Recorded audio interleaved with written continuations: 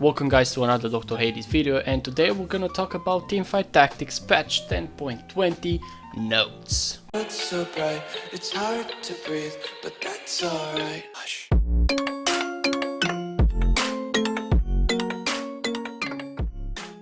So for a big highlight, we're gonna get a buffed Fortune, Keeper and Mage, and for champions Diana, Lissandra, Nami, Vayne, Annie, Aphelios, Hecarim, Jax, Sinzao. So a lot of cultists and Moonlights are getting it. Yuumi, Shen, Lee Sin, Yone. And for items, Luden's Echo and Static Shiv, while nerfs for cultist, Dusk, Spirit, so probably the comps that they were the best like last patch.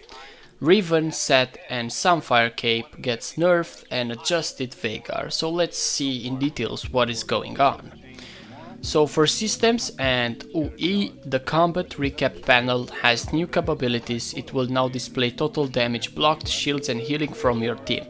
Oh, I think this is pretty good because you will see how useful some of the champions which are just supports are, like Janna, to see how much shield it gives, and Yubi how much healing it does. Round timer, remove the extra 5 seconds of planning per round for the start of each set. Okay, and champion shop. Champion probability by tier at level 8. What happened here? Oh, it decreased for 4 costs and increased by 5% for 2 costs. So now it will be a lot harder to hit 3-star 4-cost champions, which is pretty good because lately it was not necessary to go level 9. It was more helpful to just reroll and try to find a 3-star 4-cost champion, which are really amazing, especially Riven, let's say. They were really good. So this nerf, let's say, it's pretty good. So let's see on traits. On general balance, we have a nerf for cultist. Galio gets an attack damage nerf, a health nerf. Also the Dusk team spell power, it's decreased for 6. Spell power even for 6. So when you put 6 Dusks, they are not so good anymore. For cultists, the nerf was really necessary because once you put 3 cultists in the beginning, you could easily go for stage 2 only win. So if you start cultist, like your chances to get the win are pretty high, like 99%. Cultists are were really good in patch 10.19. Keeper shield increased for 6 keepers. Yeah, that's not so amazing. Mage spell power, it was increased for 3 mages, which is not a lot, but I think it will be sustainable. And spirit attack speed decreased for 4 spirits at 80% from 90%. A small nerf, but it will be enough because like in the end of the patch, most of the best comps, they were spirit dependent. So this is a good nerf. So let's see about Fortune, which was like changed for the drops that you get at more losses, because Fortune is increased the approximate gold value of Fortune 3 at all levels and also removed the all gold drops at higher levels of losses. Spatulas can also drop from 5+ losses, so if you put Fortune after 5+ and you win, you can get a big chance to get the spatula. And now just the gold increase practically, so Fortune it's a lot more worth. You get 70 gold if you have 9 losses and you just win after that, and you get Fortune. That's amazing, that's a lot of gold, and this can be a strategy: lose at the start of the game, then put Fortune, win, and you get 70 gold. Bam! That's amazing. We also generally increase the payouts from the Fortune 6 loot table, which is average value of 10.25. Okay, this is pretty good, 1 gold more. Removed the all gold drop, added a spatula drop, so when you play 6 and you win, you cannot get just gold, so you have to get an item. Added a spatula drop and added a very rare jackpot things, items, lots of items. So okay, we're playing the roulette now. If we win, we get a lot of items and we win the game. So fortunes are pretty amazing right now. I think they are worth playing and they will be interesting to play, in my opinion, right now. Okay, so let's see how the nerfs goes for champions. At tier 1, Diana, it's gets a buff for level 1, 1 star and 2 star. Lissandra gets a buff again for 1 star and 2 star, even for secondary damage, again for 1 star and 2 star. Nami gets a bigger stun overall, every star it gets. And Vayne attack speed was a little bit increased because after all Vayne was absolutely unnecessary in patch 10.19. He was just a champion that you put for the trait that you want, which would be Shapeshooters or Dusk. So that's the only way you would like really need Vayne, because he was like useless.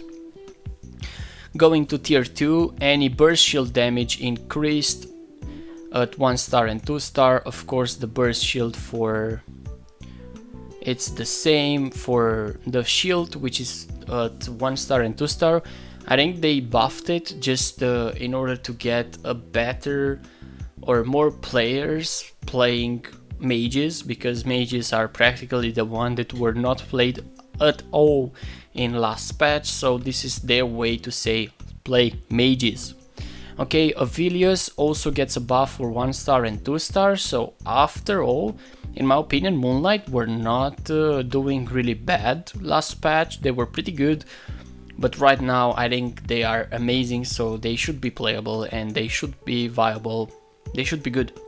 Okay, Hecarim also got an increase in his healing for 2 star and 3 star, so yeah, that's pretty amazing.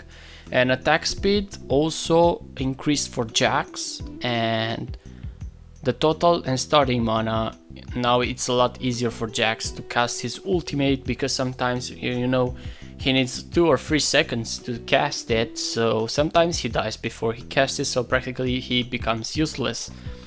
Yeah, and I think this is why they changed it. Okay, and also making a duelist more viable.